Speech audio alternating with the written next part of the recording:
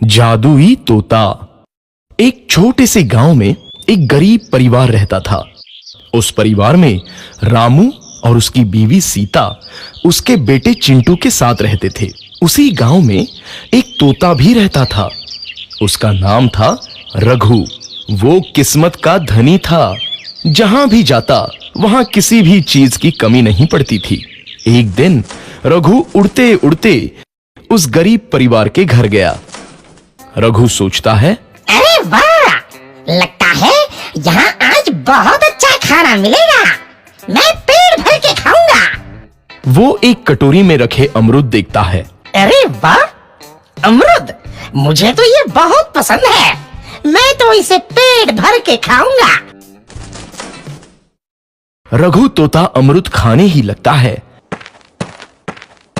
तभी सीता रघु को अमरूद खाते देखती है तो गुस्सा हो जाती है और उसे वहां से भगा देती है। भाग यहाँ से, न जाने कहां से आ जाते हैं। मैं तो परेशान हो गई हूं इनसे। सीता के भगाने के बाद रघु चुपचाप से एक कोने में रहता है। धीरे धीरे उस परिवार की बरकत होने लगती है। एक दिन रामू और सीता खाना खाते वक्त बातें करते हैं। आजकल हमारी बहुत तरक्की हो रही है, काम भी अच्छा चल रहा है। रामू कहता है।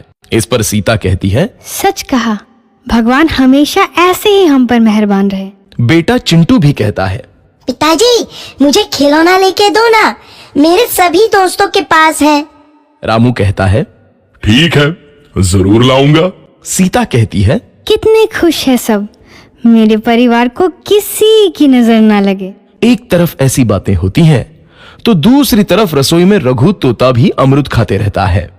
मजा आया, अमरूद खाया, मजा आया, अमरूद खाया, मजा आया। तभी सीता रसोई में आती है और रघु तोते को अमरूद खाते देख बहुत गुस्सा होती है। सीता रघु को बाहर निकालने के लिए पिंजरे में अमरूद रखती है। रघु जब अमरूद खाने लगता है तो पिंजरे का दरवाजा बंद हो जाता है और वो उसमें फंस जाता है।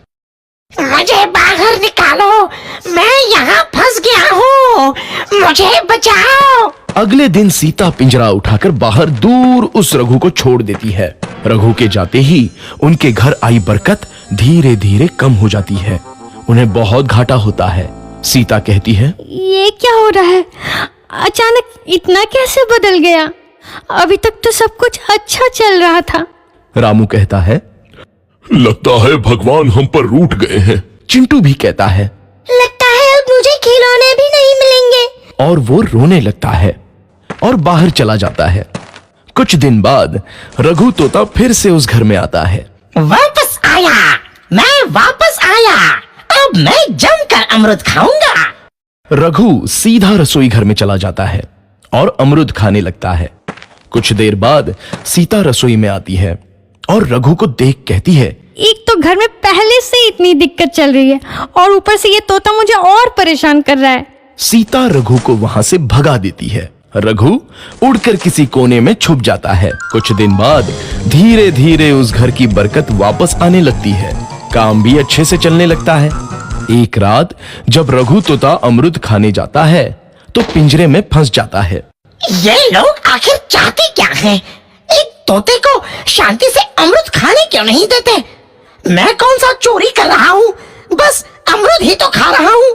तभी रामू वहां आता है और पिंजरे में रघु तोते को देख उसे बाहर छोड़ देता है।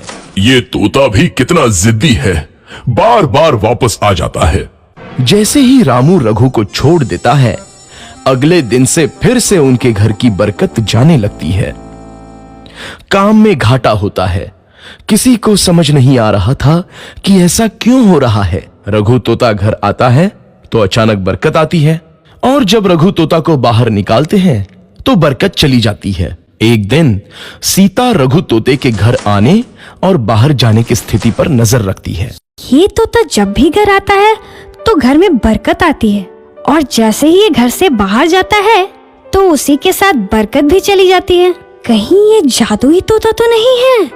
अगली बार जब ये तोता घर आएगा तो मैं इसे कहीं नहीं जाने दूंगी। सीता रघु का बहुत इंतजार करती है लेकिन रघु तोता दोबारा उस घर में कभी नहीं आता।